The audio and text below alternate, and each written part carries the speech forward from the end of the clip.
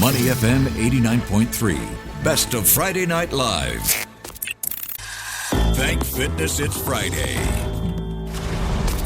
All right, welcome back to the award-winning podcast, Thank Fitness. It's Friday. You're here with me, Danko, and Neil Humphreys on the Friday Night Live right here on Money FM 89.3. Thank you so much for spending your Friday evenings here with us.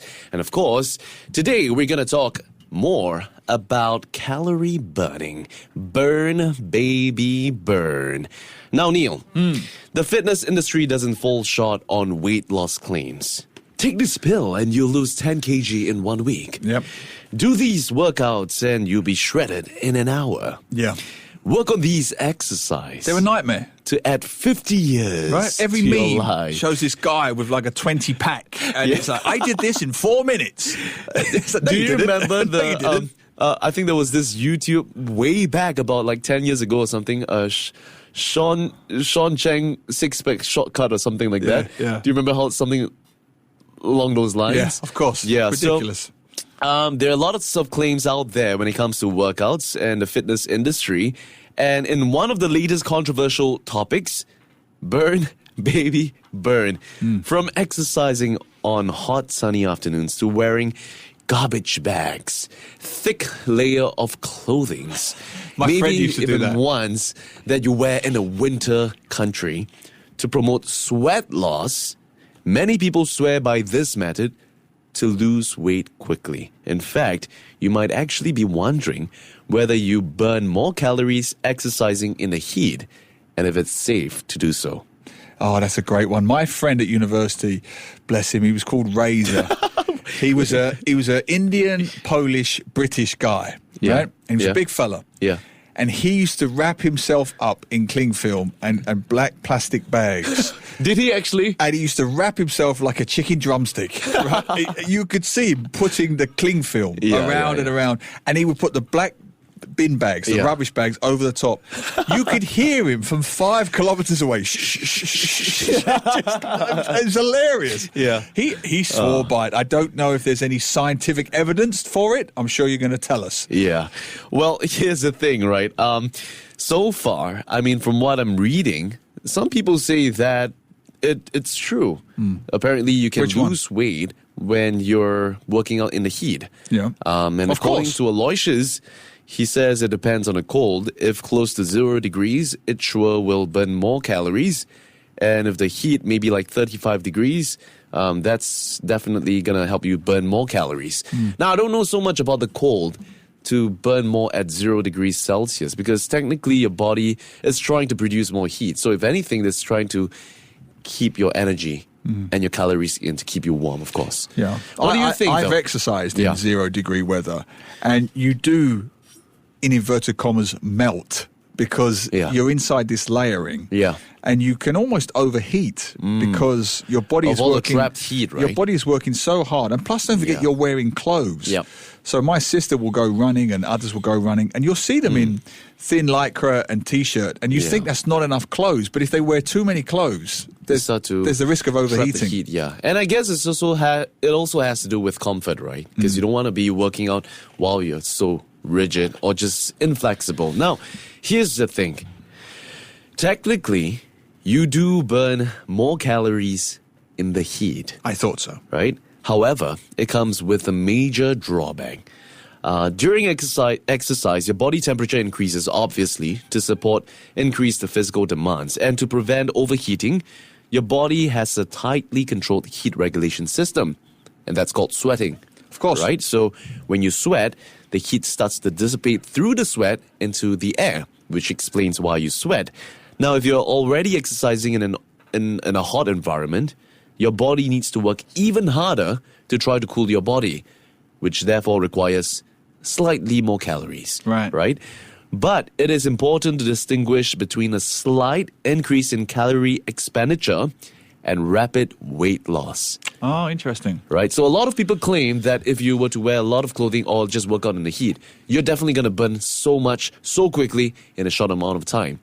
But the simple truth of this is this. It's just a slight calorie expenditure when you're working out in the heat. When exercising in hot weather or deliberately overheating your body, such as wearing heavy clothing, you'll naturally sweat more to cool your body. But here's the thing, most of the sweat are actually a loss of water weight. Have you thought of that? Interesting. So it's not actual body fat you're burning off. You're just It's not burning actually. off body fluids, body liquids. Exactly. Water. And why do you think most people, like myself and yourself, tend to feel dehydrated after a workout? Because we're expelling all the water that we have in our body, which is why we need to hydrate. And most of the time, you've got fitness instructors just preaching to you, you have to hydrate if you want to keep fit. Right?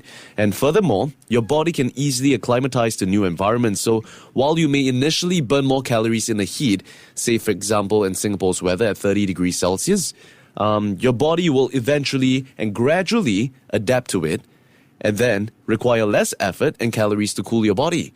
So essentially, it doesn't exactly work in the long run, but maybe in the short term, if you're trying it for the first time, you might see greater effects. So that is pretty much what you need to think about when you're exercising in the heat. And also consider your tolerance to exercising in the heat. Now, when you cycle for a long period of time, Neil, what is the longest you've gone while cycling in Singapore's heat? About 70, 75 kg. No, the longest you've cycled in Singapore's heat. So, for example, like how long? Oh, you would mean in go terms for? of hours? In terms of hours, yeah. 2.5, maybe 3 hours. Okay. Yeah, about 3 hours, I would How say. does that make you feel after that? Oh, exhausted. Last Sunday, I did 2 hours. I average about 23, 24 kilometers an hour. Yeah. So I did 50 last weekend, so just over 2 hours. That is impressive. When I first get off the bike, Yes, you're very the initial wobbly. thing. You're very wobbly. How does your body heat feel like? But I do think, well, it's an interesting point. I do think you build a certain tolerance to it. Yep. Like if my mother or my family come to Singapore for the first time, Yeah. they can't walk to the hawker centre Oh, no. without being dehydrated. Yep. Whereas I can cycle 50 kilometres and a glass of water and I'm fine. Exactly. Because I've built a certain tolerance to it. It's just like throwing yourself in the Alps, right? Yeah. Let's say you've not trained, you've not been acclimatized to, the atmosphere up there. You're going to climb up there and you're going to start to feel all these, high altitude sickness, right? Because you're not used to it. Same goes for people who travel from different countries to humid Singapore. They're going to start sweating a lot. They're not used to the weather. And they're going to find some difficulty trying to get adjusted to the environment. So that being said, though, it's also important to remember that exercising in the heat increases your chance of heat exhaustion, Yep. heat stroke, and even dehydration. So signs includes excessive sweating, clammy skin, weakness, a weak pulse, dizziness, and headaches. So if you experience any of these symptoms, obviously stop exercising and just take it easy for a while. Don't buy into the fact that just because you can lose that extra bit of calorie by sweating a little bit more, you are going to lose weight and you're going to be fitter than ever. It doesn't work that way. That's a good safety point, actually, because you often hear cyclists keeling over because one of the great things about cycling is you don't actually sweat that much because the breeze kind of cools you, right? So it blows it away, but you're still expending a lot of energy in the heat. Exactly. So it can be a little bit deceptive. It's only when you stop cycling that you actually start pouring with sweat. Yeah. So cyclists think, oh, this is easy, and they keep going and going and going because they're not physically sweating that much. Yeah. But the heart is pumping. The blood is pumping. Exactly. And that's when you can get the things you say, the migraines, the headaches, the heart palpitations. You've got to take extra care. And by the time you realize it, let's say you're about like an hour or two into the cycling track, you start to feel, by the time you start to feel hot while you're cycling, or you feel even after the breeze, it's a bit too late. Yeah. Because that's a sign that your body is overheating, and that's probably a sign of you having a heat stroke as well. Absolutely. So It's you happened to need me to, a couple of times. I've cycled a bit too late. Yeah. And if you get to like 9:30, 10 a.m. And there's no cloud The cover. heat, right? Yeah. 2 or 3 times I've gone dizzy. Yeah. And you just have to stop. You have to. And drink as much fluid as you can. Exactly. Stay in the shade and wait. Yeah, just wait it out, wait for your body to cool, and just slowly acclimatize yourself to it. So the advice by many professionals online would be to build your tolerance slowly and to remember to take time to adjust. Now, according to this website, if the temperature is above 30 degrees Celsius, you should take particular caution when training in the heat. But in Singapore's context, we're going to be like, 30 degrees, that's probably winter in Singapore, right? Because our regular temperature is usually about like what, 32, 33? Yeah, but it's actually a good marker because I try because it doesn't usually hit 30 degrees till after 9 a.m. Yes. Ish. Yeah. And at the moment it's been 25, 26, so it's been fantastic. So it is actually a rule of thumb for me because once it goes past the 20s, you do feel a difference. Yes. Once it goes 31, 32, you can feel it on the back of your neck. You can feel it on the top of your head. Every it's just too little hot. digit that goes up, it's too you hot. will feel it in your skin, all right? So ideally, you want to try to avoid the afternoon heat. Oh, definitely. Perhaps, if you want to try to work out in the morning, try to do it before 9.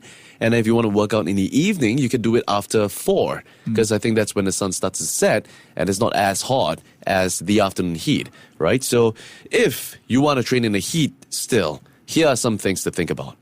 Number 1, stay hydrated.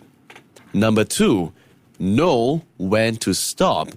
And number 3, beware of humidity. And I think it applies here to us in Singapore.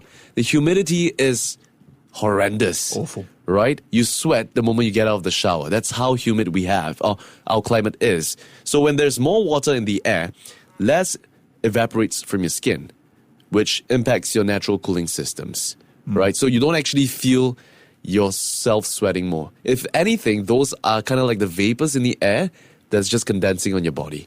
So that being said, people, train hard, stay cool, and remember, diamonds are made under pressure.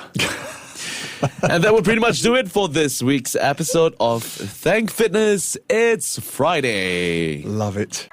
To listen to more great interviews, download our podcasts at audio.sg or download the audio app. That's AWEDIO, audio at the App Store and Google Play.